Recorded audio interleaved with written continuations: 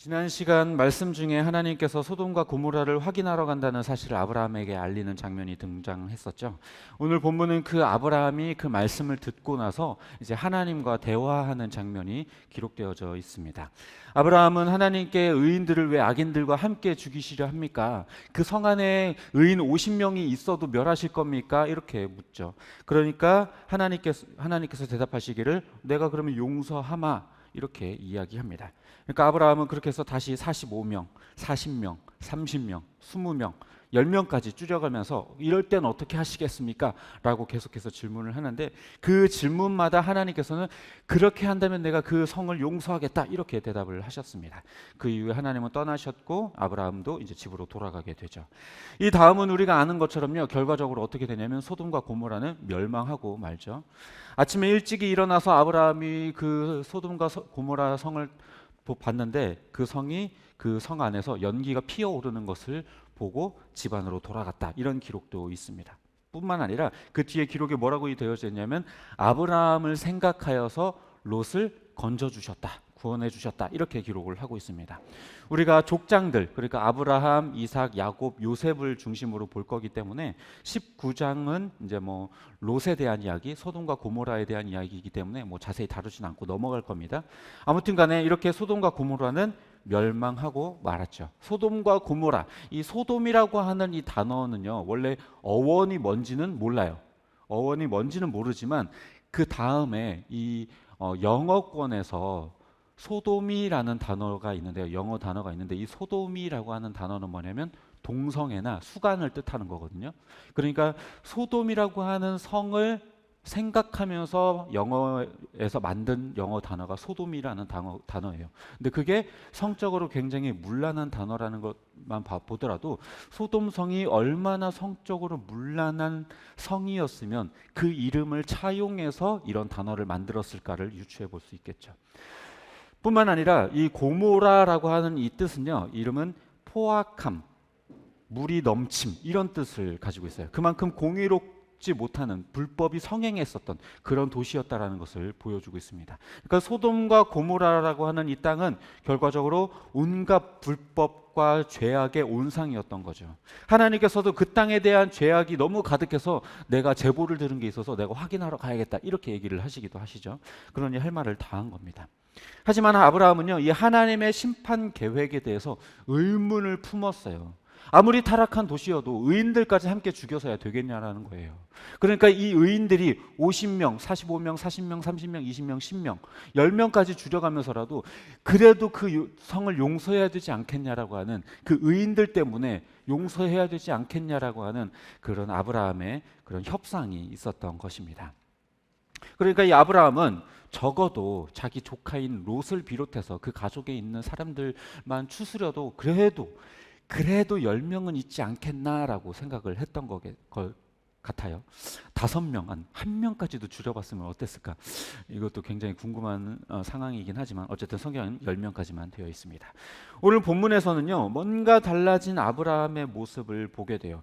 이전까지는 어땠냐면요, 굉장히 자충우돌하기도 했고요, 하나님한테 되게 좀 속된 말로 되게 싸가지 없게 말하기도 했죠. 아유 됐어요, 그냥 나는 그냥 뭐 엘리멜렉이 내 돈 다 먹을 테고 이 이스마엘이 내 돈 다 가져갈 텐데 뭐 됐습니다 이런 식으로 표현했었던 이 아브라함이었는데 오늘 본문에서는요, 하나님 앞에 굉장히 겸손한 태도를 보이고 있어요. 굉장히 자기를 낮춰가면서 자신을 가리켜 티끌이나 재밖에 되지 않는다라고 표현하기도 하고 하나님 앞에 노하지 마시고 제발 제가 하는 말을 들어주십시오, 제가 하는 말을 허락해 주십시오 이렇게 굉장히 표현하는 겸손하게 표현하는 모습을 보게 됩니다.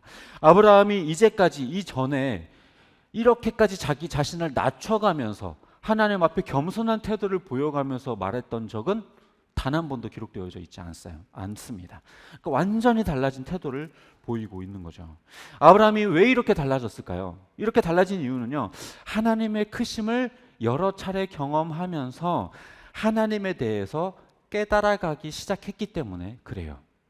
그는 이집트에 들어갔다가 하나님께서 바로를 치셨던 것을 보기도 했고요, 호기롭게 전쟁에 나아갔다가 자기의 힘으로 절대 이길 수 없는 그 전쟁에서 승리하고 돌아왔을 때에 하나님께서 도와주셨다라고 하는 그 말씀을 듣게 되기도 했죠. 그러면서 하나님의 도우심을 깨닫게 되었어요. 뿐만 아니라요, 이 쪼갠 짐승 사이로 홀로 지나가면서 자기를 향해 신실하게 언약을 체결하시는 그 하나님의 모습을 보면서 자기를 향해서 하나님께서 얼마나 언약하시고 약속을 들려주시는 분이신가, 얼마나 크신 분이신가, 이것들을 깨닫기도 했습니다. 그러면서 아브라함은 이제껏 자기 힘으로 살아왔지만 그런 것들이 다 부질없다라는 것을 깨닫게 됐을 거예요. 내가 할 수 있는 게 없구나. 모든 것은 결과적으로 하나님의 뜻대로 되어지게 되어 있구나. 내가 하는 내 힘으로 할 수 있는 게 없구나. 하나님이 정말 크신 분이구나. 나는 정말 작고 나약한 존재구나라는 것을 진정 피부로 느끼게 된 것입니다. 그리고 또 오늘 아브라함이 하나님께 간구한 내용들을 잘 살펴보면요, 50명, 40명 이렇게 줄여가면서 10명까지 줄여가면서 타협하고 협상했었던 내용들 가운데에 무엇을 위해서 이렇게 타협하고 협상했는지 기록이 되어져 있나요? 무엇을 위해서 그렇게 협상했죠? 무엇을 위해? 왜 그렇게 10명까지 줄였어요? 네? 뭘 막으려고? 소돔과 고모라 땅의 멸망을 막으려고? 조카 롯을 구하려고? 그 어떤 것도 아니에요. 소돔과 고모라는요, 사실 망하든 말든 별 상관없어요. 아브라함에게는 악한 땅이니까. 어떻게 보면 악한 땅이 멸망당하는 건 너무나도 당연한 일이죠. 그리고 그렇다고 해서 아이고 멸망당하든지 말든지 상관없고 제 조카 롯이 거기 살고 있으니까 롯만 좀 구해 주십시오, 이렇게 구하지도 않았어요. 아브라함이 그렇게 구했던 것은 그런 이방 나라의 공평과 정의를 구한 것이지 소돔과 고모라를 위해서 간구한 것은 아니었어요. 그가 이렇게 바뀌게 된 것은요, 하나님께서 그에게 할례와 계명을 주셨기 때문에 그래요. 단순히 자기 혼자 잘 먹고 잘 사는 게 목적이었었던 이 아브라함에게 많은 민족의 아버지로서의 삶을 약속하신 그 하나님 앞에 자신의 사명을 깨닫게 시작한 거예요. 그렇기 때문에 공의롭고 공정한 하나님의 뜻이 그 어디든지 펼쳐져야 하는 것, 그것을 이미 이제 깨닫기 시작한 거예요. 소돔과 고모라 땅을 사랑했기 때문이 아니라, 그 땅이 공의롭고 정의로운 땅이어서가 아니라, 하나님의 공의와 정의가 어느 땅에서든지 공정하게 이루어져야 하기 때문에 그 땅에 의인이 있다면 악인과 함께 멸하면 안 된다라고 하는 하나님의 기본 법칙을 그도 깨닫고 있었기 때문에 그것을 하나님께 구했던 거예요. 하나님이라면 그렇게 공정해야 하지 않습니까? 의인과 악인을 함께 죽이면 안 되지 않습니까? 이런 질문을 계속했죠. 그러니까 아브라함의 관점은요, 조카 롯에게 있었던 것도 아니고 단지 소돔과 고모라라고 하는 그 땅에 있었던 것도 아니에요. 그에게 있었던 것은 오로지 하나님의 공의와 정의, 거기에 있었던 것입니다. 그러니까 하나님이 가지고 있었던 그 공의라고 하는 그 개념과 궤를 같이 하고 있는 거죠. 아브라함이요, 이렇게 이런 면모를 갖추게 된 것은 결과적으로 원래부터 아브라함이 믿음이 좋았던 사람이어서가 아니에요.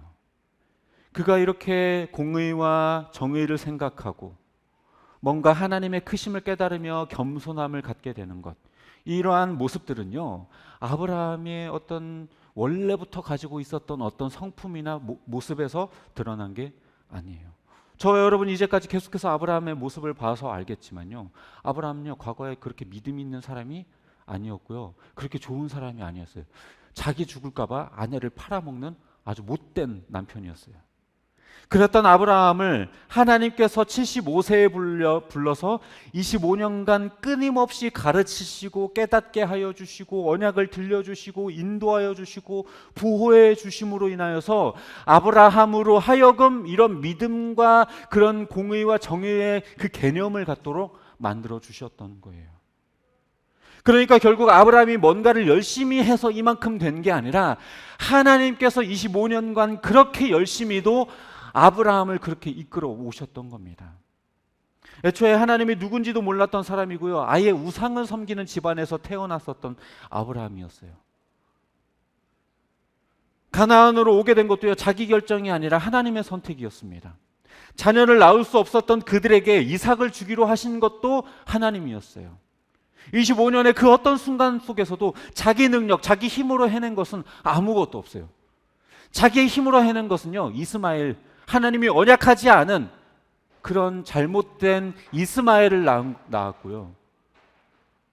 하나님이 그렇게 인도하시지도 않았던 전쟁 가운데 혼자 뛰어들었고요. 그렇게 이집트로 향해서 자기 아내를 팔아먹으려고 했어요. 그 어떤 모습 속에서도요, 자기가 이뤄낸 것 가운데 선한 것이 단 하나도 없었어요. 다만 하나님께서 그 모든 것들을 선하게 바꾸어서 사용하셨던 것이죠. 말씀을 정리합니다. 아브라함은 오늘 본문에서 그간의 모습과는 뭔가 다른 진정 만국의 아버지다운 면모를 드러내게 되었어요. 하나님 앞에 겸손해졌고 개인의 이익이 아닌 공의를 위해 중보하는 자가 되었어요. 지난 25년 동안 아브라함을 향한 하나님의 끊임없는 그 신실하심이 그를 이토록 변화하도록 만들었던 겁니다. 하나님은요, 자기 백성을 지키시기 위해 그 누구보다도 열심히세요. 절대로 그냥 내팽개쳐놓고 그냥 가만히 내버려 두지 않아요.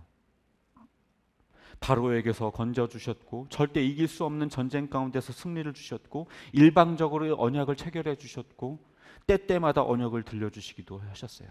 뿐만 아니라 이스마엘에 집착하고 있었을 때, 자기가 만들어낸 것들에 만족하고 있었을 때에 하나님이 주시기로 하는 그 이삭을 언약하시기도 하셨습니다.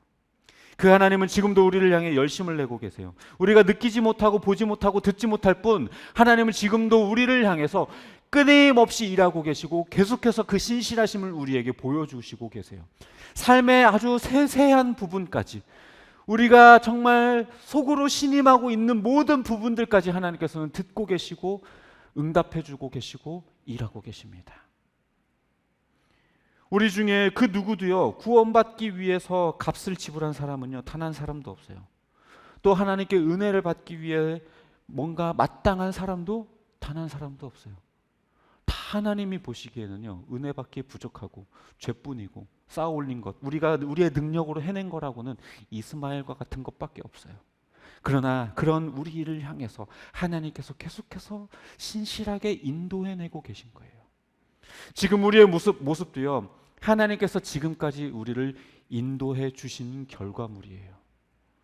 비록 우리가 아직 더 성장해야 하고 아직 주를 더 닮아야 하겠지만 주님의 은혜가 아니었다면 저 여러분 여기까지 오지도 못했을 거예요. 비록 아직 변화받아야 할 부분들이 더 많은 것은 사실이지만 우리의 정체성은 이미 하나님의 백성이에요. 그 누가 뭐라 하든 세상은 나를 아브람이라고 부를지언정 하나님은 나를 아브라함으로 불러주시고 아브라함의 삶을 살게 하셨던 거예요. 저와 여러분이 이제껏 어떠한 삶을 살았던, 그리고 이제까지 하나님 앞에 믿음의 삶을 살았던 살지 못했던 우리의 정체성은 그리스도인입니다. 우리를 성도로 부르신 그 하나님 앞에 우리는 자부심을 가질 필요가 있어요. 물론 그렇다고 해서 우월주의에 빠지라거나 교만하게 굴라는 말은 아닙니다. 다만 너무 자책하거나 비하하지 말고 겸손은 하되 우리의 정체성에 대한 자부심은 우리가 가질 필요가 있다라는 것입니다. 바라기는 25년간 그 아브라함을 신실하게 이끄신 그 하나님의 은혜가 지금 우리에게도 향하고 있다라는 것을 기억하고 담대히 살아가는 저와 여러분이 되시기를 주님의 이름으로 축복합니다.